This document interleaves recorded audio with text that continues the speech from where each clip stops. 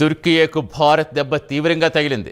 Wedding డెస్టినేషన్గా తుర్కియేకు పేరుంది. అయితే ఇటీవల పాకిస్తాన్కు తుర్కీ అండగా నిలిచింది. దీనికి ఆగ్రహించిన భారత్ బాయ్కాట్ తుర్కీ నినాదం తెచ్చింది. ఫలితంగా భారత్ బ్యాండ్ బాజా ఆగిపోయింది. తుర్కియే ఖజానా డేంజర్ జోన్లో పడింది. అంతేకాదు పర్యాటక రంగాన్ని ఆదాయం కోల్పోతోంది.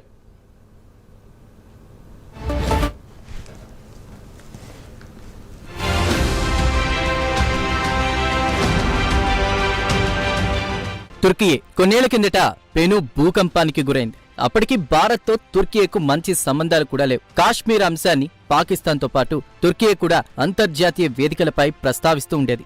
దీంతో తుర్కీను భారత్ దూరంగా ఉంచింది. అయితే తుర్కీలో పెను భూకంపం సంభవించిన సమాచారం తెలియడంతోనే భారత్ వెంటనే స్పందించింది.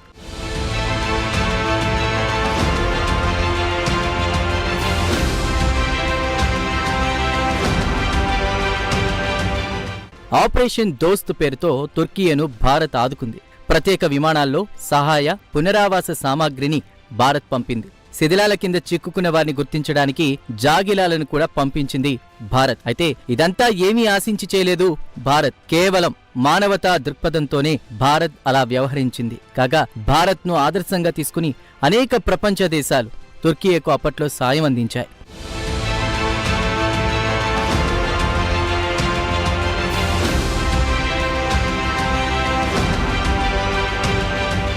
అయితే తాజా పరిణామాల్లో పాకిస్తాన్కు అండగా నిలబడింది తుర్కీయే. దాయాది దేశానికి సైనికులను కూడా పంపించింది. భారత్ చేసిన సాయాన్ని తుర్కీయే మరిచిపోయింది. భారత్ పట్ల తుర్కీయే కృతజ్ఞత చూపించింది.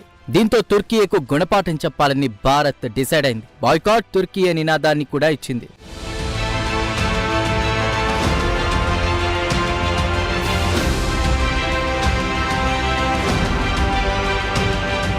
కాగా బాయ్కాట్ తుర్కీయే నినాదం సూపర్ డూపర్ గా వర్కౌట్ అయింది. ఇక్కడ ఒక విషయం చెప్పుకోవాలి. కొంతకాలంగా భారత్ డెస్టినేషన్ సెంటర్ గా తుర్కీ ఉంటూ వస్తోంది. భారత్ లోని అనేక మంది సంపన్నులు తమ కుటుంబ సభ్యుల వివాహాలను తుర్కీలో చేయడం ఒక స్టేటస్ సింబల్ గా మారింది. అయితే బాయ్కాట్ తుర్కీ నినాదం నేపథ్యంలో ఆ దేశానికి వివాహాలకు వెళ్లే వారి సంఖ్య బాగా తగ్గింది. ఫలితంగా తుర్కీలో భారత్ బ్యాండ్ బాజా ఆగిపోయింది.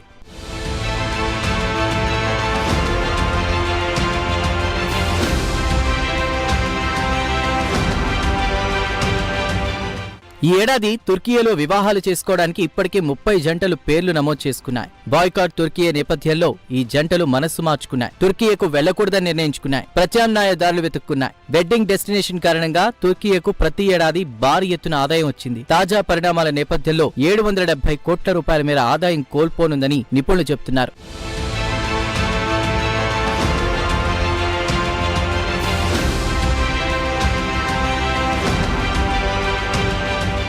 అంతేకాదు తుర్కీ దేశం పర్యాటకానికి కూడా హబ్ లాంటిది. తుర్కీకు చాలా దేశాల నుంచి టూరిస్టులు వస్తుంటారు. అయితే వీరిలో భారత పర్యాటకులు ఎక్కువ సంఖ్యలో ఉంటారు. ఇప్పటికే 2000 మంది పర్యాటకులు తుర్కీ పర్యటనను రద్దు చేసుకున్నారు. పర్యాటకులు లేకపోవడంతో తుర్కీలోని టూరిస్టు